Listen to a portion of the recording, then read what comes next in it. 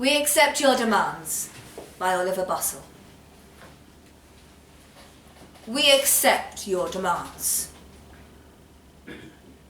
There is a flurry of static, and she can't be entirely sure what she's heard. She presses a button again. What? We accept your demands. You accept? That's what I said the voice. We accept. Oh, she says. They accept. Wren turns to address those around her. The 15 linking arms, the group secured to lampposts with cable ties, the painted people, the tattooed man, the students glued to pavements, the elderly couple handcuffed to the railings. What? They ask. They accept, she says. Well, this was thoroughly unexpected. What do we do now then? Asks a young girl with cornrows who has superglued herself to the pavement. Because of her position and the already set glue, she is forced to look directly upwards. It gives her words a throwaway, wistful quality, as if she were contemplating something greater than this historic moment. I guess we go home, Wren says, the radio still clutched in her hand, index finger hovering. Let me just double check. She puts the walkie-talkie to her lips again, and the pressure of her finger ignites a blizzard of static. Just to double check, you said you accept our demands. We accept, the voice on the other end says. All of them? We accept all of them. Even the ones about telling everyone the truth and rethinking your investments? Yes, says the voice. And the ones about the food systems and the tax changes too. Oh, she says again. She turns to the group. Well, they definitely accept. How are they going to do it then? Asks the girl on the floor. Good question. She presses the button. How are you going to do it then? Well, we'll start by closing tax loopholes that benefit mega corporations while providing incentives for companies to go green, simultaneously withdrawing investments from fossil fuels and raising taxes on meat to subsidise plant-based produce instead. Then we'll inflate the cost of air travel to encourage vacations at home, making flight the luxury it once was. There is silence. And then the man comes back on. Oh, and we'll increase investment in renewable energy. Wow, Wren says. That all sounded pretty good, didn't it? She turns to the crowd around her. One of them is holding a bright green flare that stutters and goes dead in his hand. That does sound pretty good, says the girl glued to the floor. Right then. Wren presses the button. Well, you better do all of those things that you said just now. You can count on it, says the man on the other end. Most of them disperse not long after that. They move the concrete blocks out of the road, they stop blinking arms, stand up, stretch their legs, shake hands, exchange contact details. Those with handcuffs retrieve the keys and release themselves. Those who have swallowed the keys take the railings with them. Those glued to the floor stay where they are until the adhesive becomes weak enough to let them leave. They will end up being trapped for a further 4 days, but people will provide them with blankets and sandwiches at regular intervals, so it isn't really all that bad. Strangers in the street applaud when they finally stand up and stretch their legs.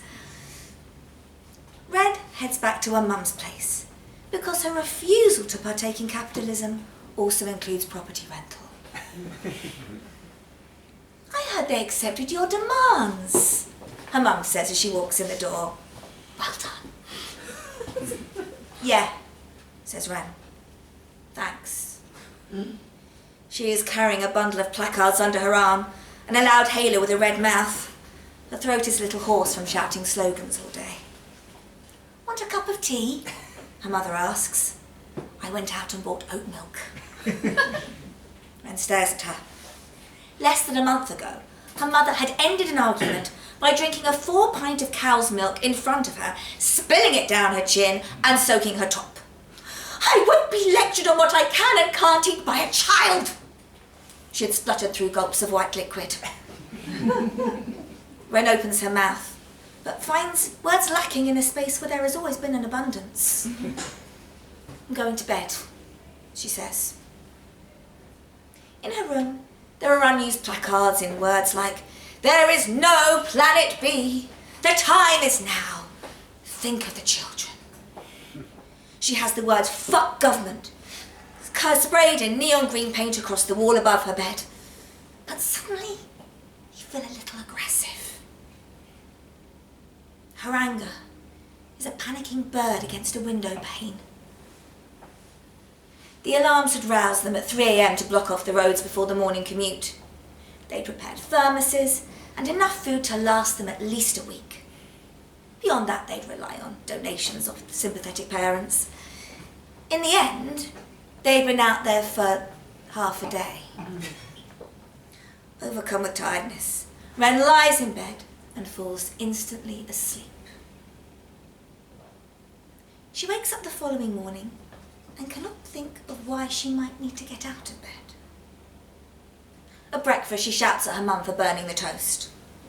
I can't unburn toast, her mum says. Do I still have to call you Wren? Her mother asks some weeks later, when the initial shock of the acceptance has faded and people are back to living their now radically altered lives. Since there won't be any more protests, she says. My name is Wren, Mum. Your name is Angela? That is such a pretty name. I'm called Wren, Mum, and there are always going to be more protests. In reality, Wren isn't so sure. She has spent several days Googling worthwhile causes, but it seems they are suddenly in short supply.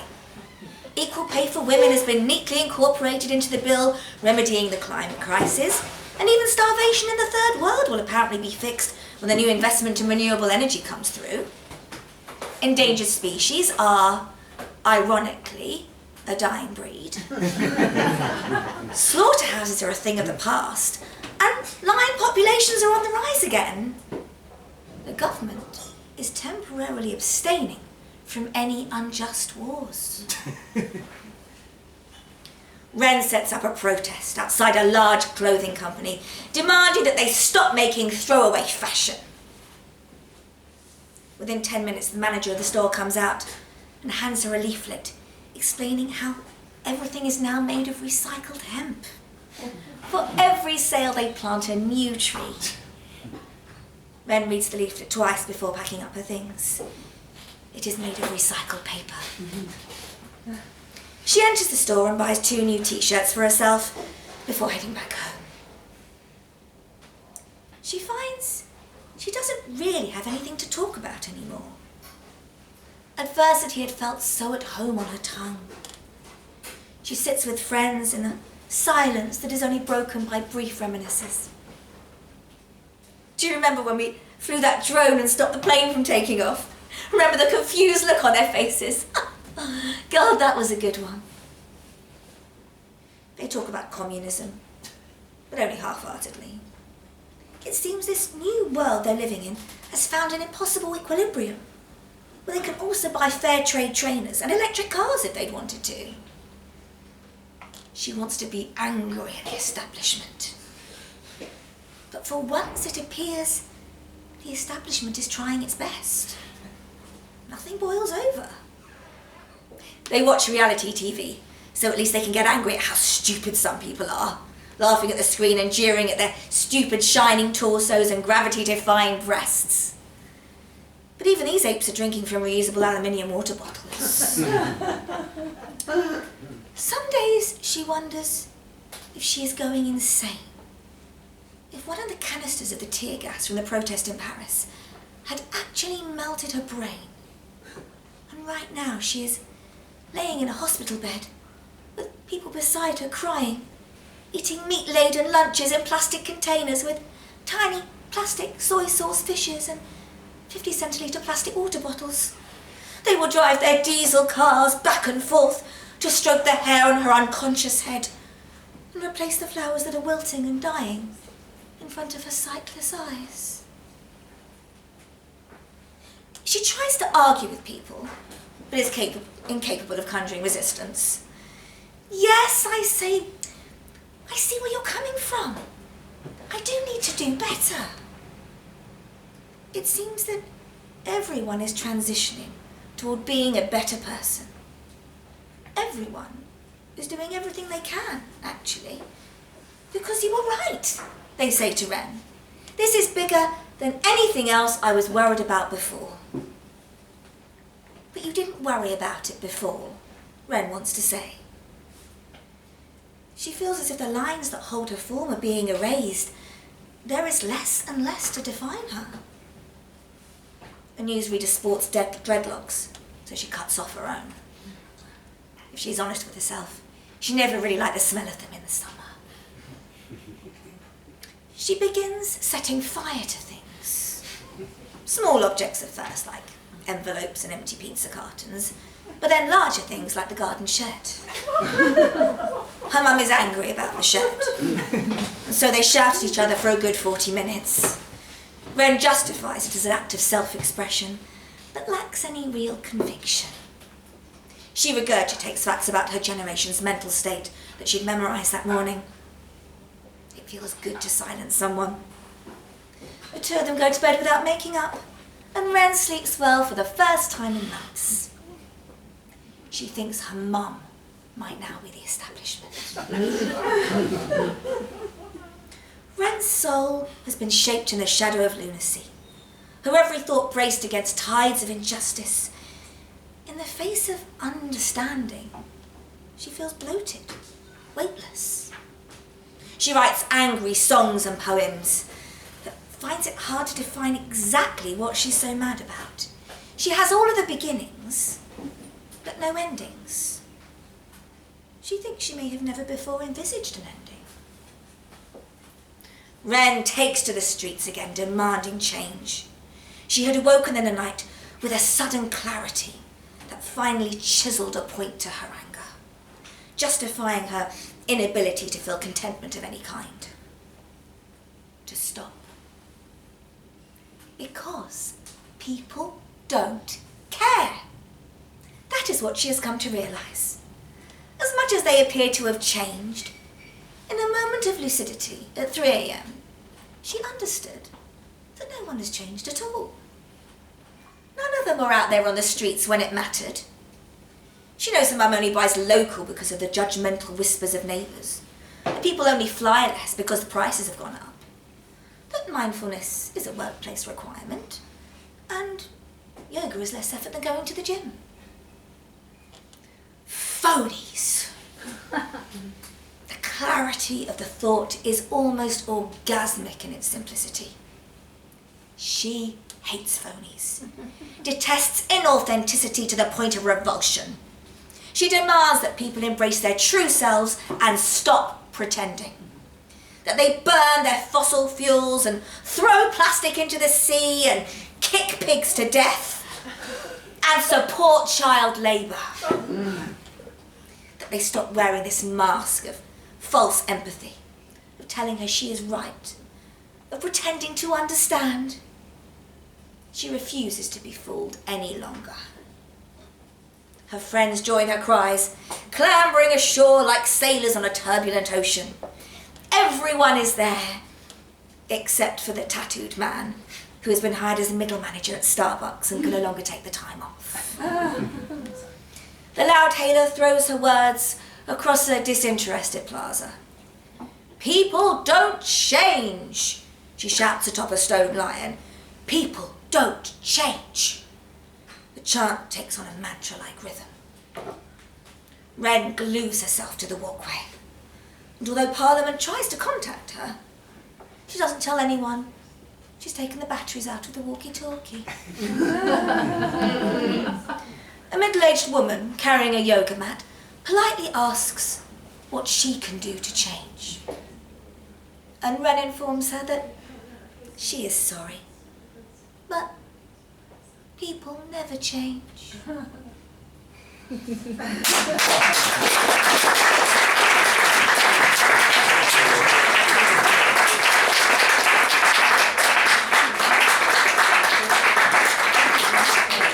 Thank you, Sarah. And with that last turn of the wheel, our revolution is at an end. You've been